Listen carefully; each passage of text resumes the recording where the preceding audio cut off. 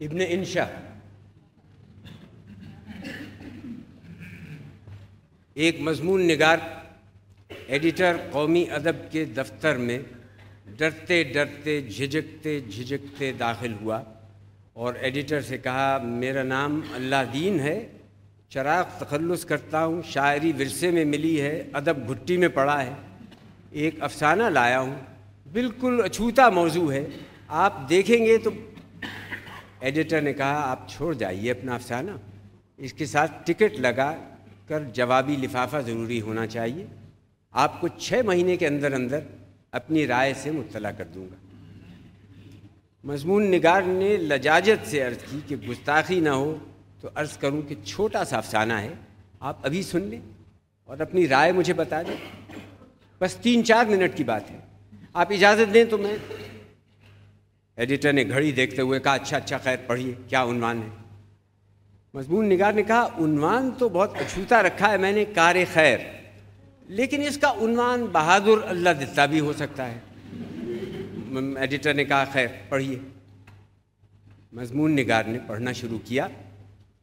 رات کے 3 بجے ہوں گے، ہر کوئی خواب خرگوش کے مزے لوٹ رہا تھا، کہیں کوئی روشنی نظر نہ آ رہی تھی، یکایک اونچے مکان کی 4تھی منزل سے آگ کی لپٹیں اٹھیں، پھر کسی کے چلانے کی آواز آئی، آگ آگ، بچاؤ بچاؤ۔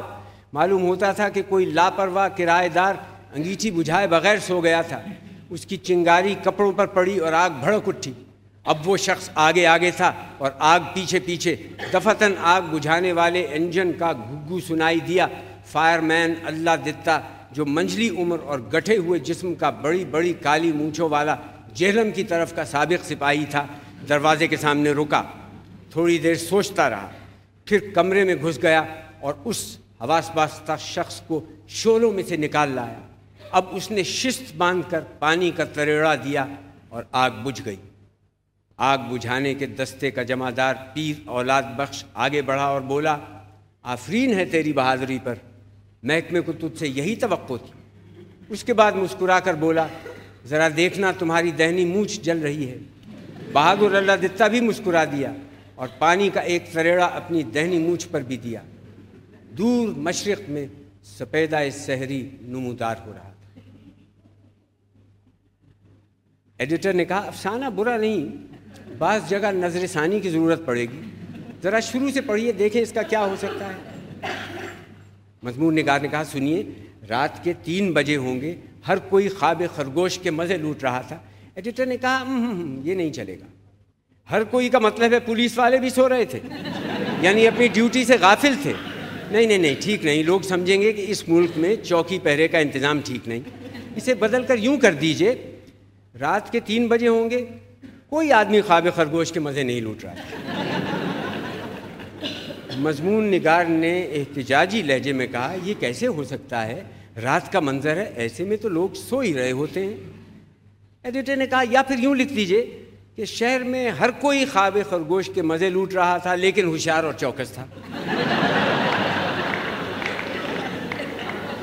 مضمون نگار نے منمناتے ہوئے کہا، جی کیا فرمایا، سو رہا تھا اور چوکس بھی تھا؟ ایڈیٹر نے کہا، ہاں یہ تو کچھ بے معنی سی بات ہو گئی، اچھا یوں تو کر سکتے ہیں نا، کچھ لوگ خواب خرگوش کے مزے لوٹ رہے تھے، کچھ ہوشیار اور چوکس تھے، چلیے آگے چلیے۔ مضمون نگار نے کھنکارتے ہوئے کہا، کہیں کوئی روشنی نظر نہیں آ رہی تھی۔ ایڈیٹر نے روکا، کیا مطلب آپ کا، یعنی ہمارے ملک میں ایسے بلب بنتے ہیں کہ جل کے روشن نہیں دیتے؟ مضمون نگار نے کہا، جی نہیں، یہ بات نہیں، رات میں تو بلب بجھا دیے جاتے ہیں۔ ایڈیٹر نے کہا، عزیز من، سب لوگ اتنے سمجھدار نہیں ہوتے کہ یہ نکتہ سمجھ جائیں، بہت سے تو یہ سمجھیں گے کہ ہمارے یہاں بلب ناقص بنتے ہیں، میری مانو تو اسے کاٹ ہی دو، اگر بلب جل نہیں رہے تھے تو ان کے ذکر سے فائدہ۔ مضمون نگار نے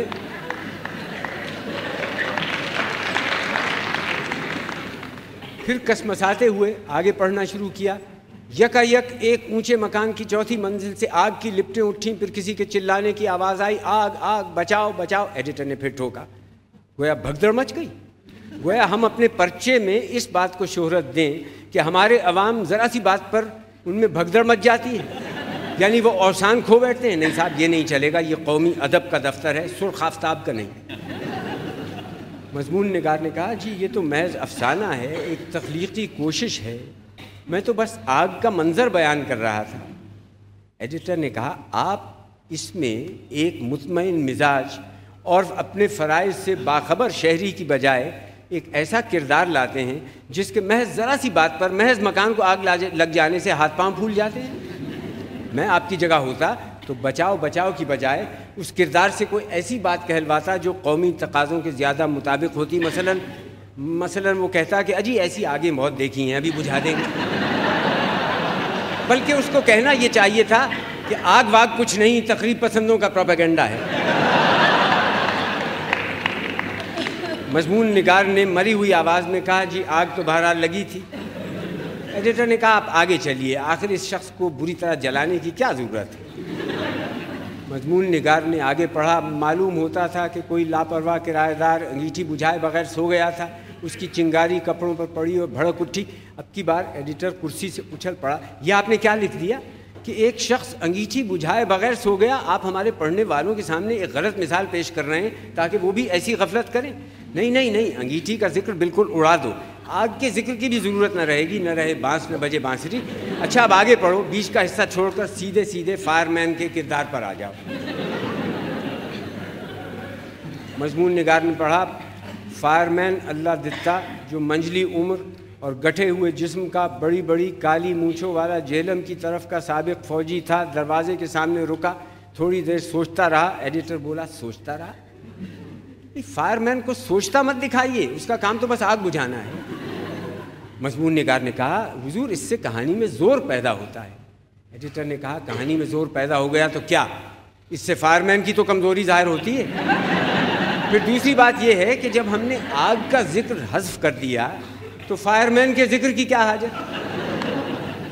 مضمون نگار نے کہا لیکن پھر فائر مین اللہ دتا اور جمعدار اولاد بخش کے مکالمے کا موقع کیسے پیدا ہوگا؟ ایڈیٹر نے کہا یہ مکالمے تو آپ ان کے دفتر میں بھی دکھا سکتے ہیں۔ مضمون نگار نے پھر پڑھا، آگ بجھانے والے دستے کا جمعدار پیر اولاد بخش آگے بڑھا اور بولا آفرین ہے تیری بہادری پر، محکمے کو تجھ سے یہی توقع تھی۔ اس کے بعد مسکرا کر بولا دیکھو تمہاری داہنی مونچھ جل رہی ہے۔ بہادر اللہ دتا بھی مسکرایا اور پانی کا ایک تریڑا اپنی داہنی مونچھ پر دیا۔ ایڈیٹر نے اعتراض کیا کہ یہ جلتی ہوئی مونچھ کا ذکر بہت ضروری ہے۔ مضمون نگار نے کہا جی یہ تو میں نے اپنے افسانے میں مزاح پیدا کرنے کے لیے ڈالا ہے، اپنے فرض کی ادائیگی میں ایک شخص کا ایسا انہماک دکھایا گیا ہے کہ اسے اپنی مونچھ کے جلنے کی خبر نہیں۔ ایڈیٹر نے کہا میری مانیے تو آپ اس ذکر کو خارج ہی رکھیے، جب مکان کو آگ نہیں لگی تو مونچھ کو لگانے کی کیا ضرورت ہے؟ مضمون نگار نے پھر پہلو بدل کر کہا وہ مزاح کا عنصر؟ ایڈیٹر نے کہا وہ تو ویسے بھی رہے گا، اور لوگ کب ہنستے ہیں جب ان کو کوئی پریشانی نہ ہو۔ کیا آگ کا ذکر نکال دینے سے پریشانی رفع نہیں ہو جاتی؟ ضرور ہو جاتی ہے، لہٰذا ہر شخص خوش ہوگا، ہر شخص خود بخود ہنسے گا۔ اچھا اب آپ یوں کیجئے کہ شروع سے سنا دیجئے کہ کہانی کی کیا صورت ہے۔ مضمون نگار نے پڑھا، رات کے 3 بجے ہوں گے، کچھ لوگ خواب خرگوش کے مزے لوٹ رہے تھے، کچھ ہوشیار اور چوکس تھے۔ یکایک ایک مکان کی 4تھی منزل سے کوئی پکارا، آگ واگ کچھ بھی نہیں، تقریب پسندوں کا پروپیگنڈا ہے۔ فائر مین اللہ دتا منجلی عمر گٹھے ہوئے جسم کا جہلم کی طرف کا سابق فوجی تھا۔ آگ بجھانے والے دستے کا جمعدار پیر اولاد بخش آگے بڑھ کر اس سے بولا آفرین ہے تیری بہادری پر، محکمے کو تجھ سے یہی توقع تھی۔ اللہ دتا مسکرایا اور مسکرا کر پانی کا تریڑا اپنی دہنی مونچھ پر دیا۔ دور افق پر سپیدہ سحری نمودار ہو رہا تھا۔